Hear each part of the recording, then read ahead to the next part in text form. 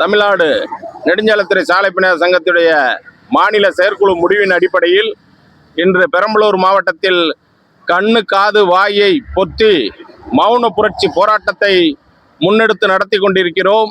தமிழகத்துடைய முதலமைச்சர் உடனடியாக சாலை பணியாளர் வாழ்வாதார பிரச்சனையை கண்டுகொள்ள வேண்டும்.